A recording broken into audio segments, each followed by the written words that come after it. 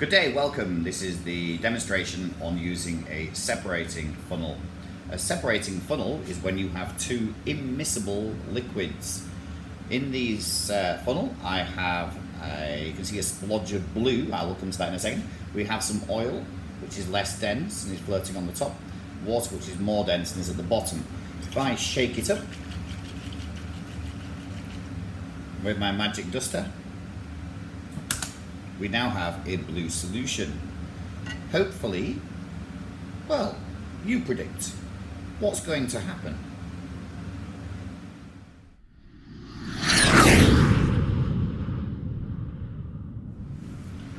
Did you guess correctly? I wasn't sure what was going to happen myself, really. I thought that perhaps the oil might take up a little bit of the colour, and it has indeed. It's almost kind of green. Perhaps if I leave it for another hour or so, it might eventually separate out. But there's a clear difference, obviously, between the layers, and this is a separation technique. So what I need to do, and this is a classic error, let me show you the error.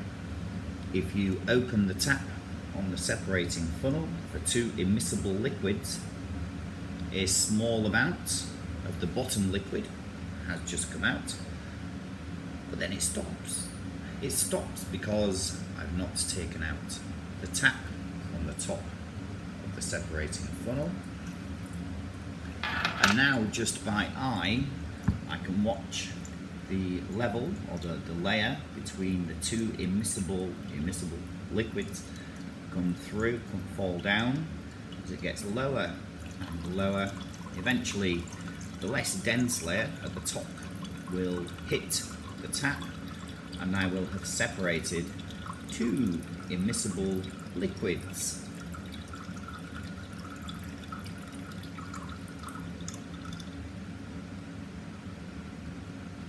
Beautiful. I think if I leave it a little bit longer, more will separate out, but you get the idea. Two immiscible liquids, use a separating funnel. Our next mixture, we have copper sulfate with some sand, and we also have some salt in here.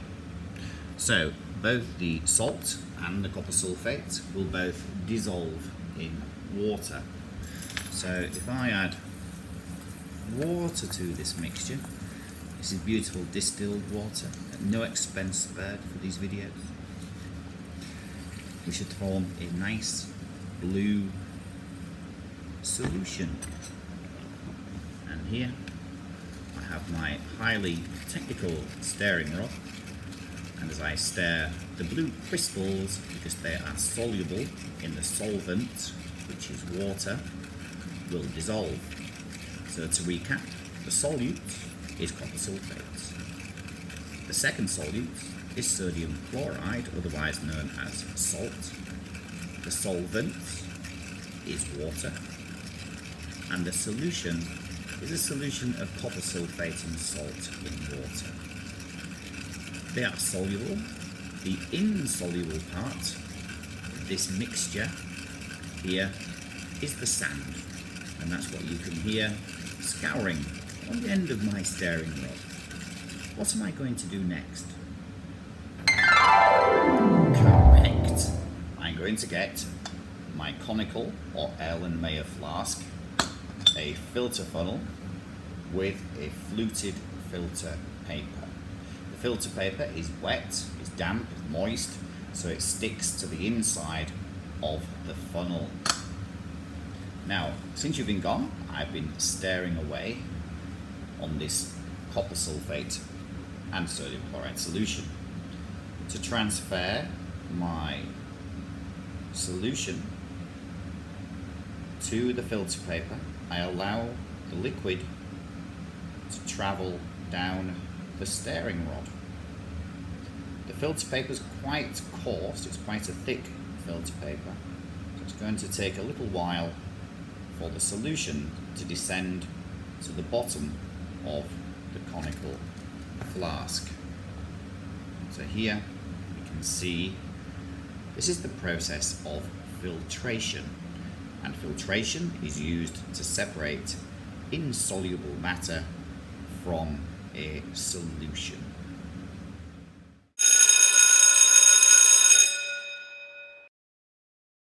chromatography. Here we have a common garden filter paper. If you've got a coffee filter at home, maybe even some toilet tissue, if you've got some after those COVID nonsense, you could perhaps use that to make a chromatogram. Okay, we're going to use a felt tip pen. Believe me, boring is beautiful. Okay, the more boring the pen and the cheaper the pen, the better this will go.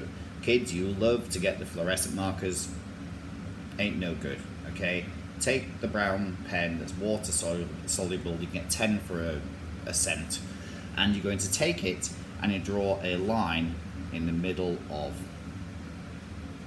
the filter paper, just like that.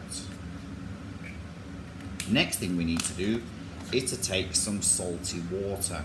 Okay, I'm just going to use this drop-in bottle to do it. You don't have to use a drop-in bottle, as long as you've got, I don't know, even a cup, egg cup, anything, just to drop it on.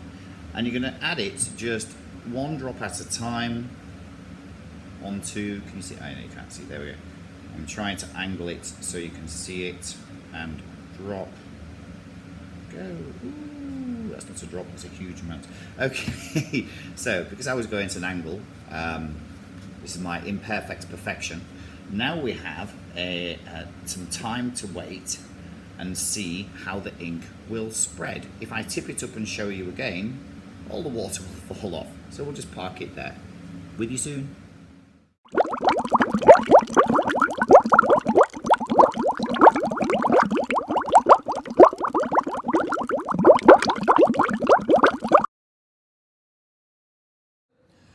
We complete this video with distillation.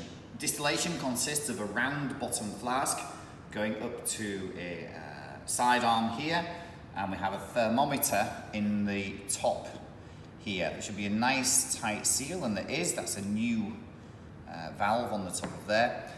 This sidearm here feeds into the condenser, and if you're ever asked to label this in a test, you always have the water from the tap going in at the bottom, so the water goes uphill.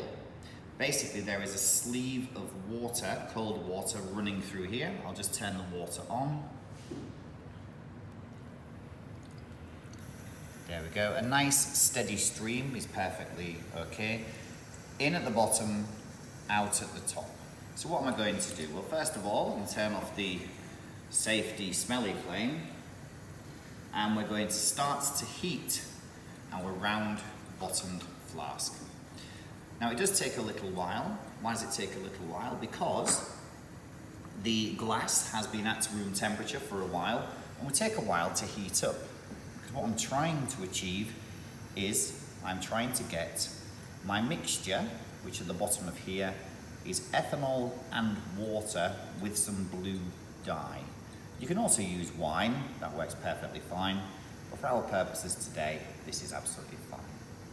So, nice hot flame at the bottom. What's going to happen is the liquid will get warmer and warmer.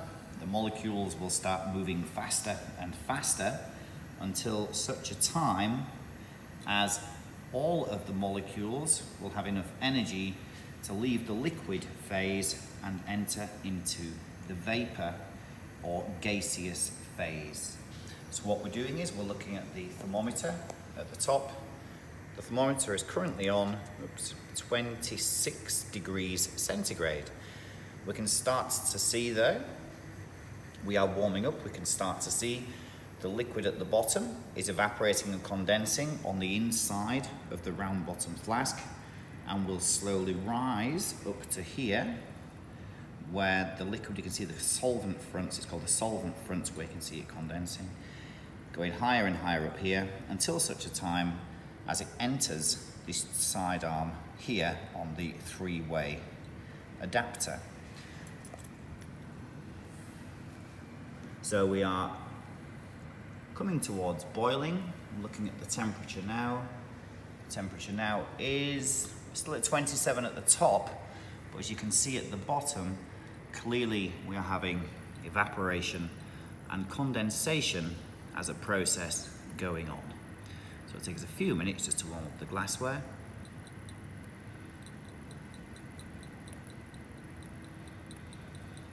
We will know when it has started. First of all, because we can see there is some condensation on the inside. I can see some blue here. I can start to see some bubbles being created in my solution at the bottom. So that's starting to boil quite vigorously now. That's quite nice. You can see the solvent front has quickly risen to here. Try not to set it on fire. And the solvent is condensing and going down the condenser, hopefully to exit at the bottom. Now, that's going quite nicely. I can see it condensing. You can see the first drops are running down the tube. As the vapor enters the condenser, it cools down. Now we have to think, because we have two liquids in here. One liquid is ethanol, which boils at 76 degrees centigrade, and one of the liquids is water, which everyone knows boils at 100 degrees centigrade. So which one is coming off first? Which one is evaporating? Hopefully the thermometer says round about 76 to 80 degrees C.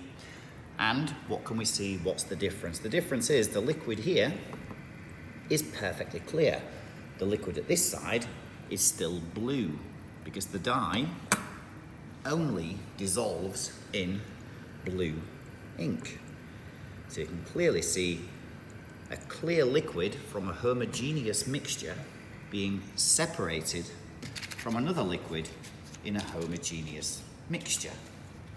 Now you might be sat there thinking, well, how can I prove that this is pure ethanol? So I brought this across from our distillation. Of course, this was ethanol, and I can just throw it onto the bench. And the beautiful thing about ethanol is it burns with a characteristic blue flame. Look at that. Is that not a beautiful thing? If that's not the coolest thing you've seen today, tell me what the coolest thing you saw today was. And on that beautiful burning bench story, I wish you a good day. Like, comment, subscribe at the bottom. Thank you.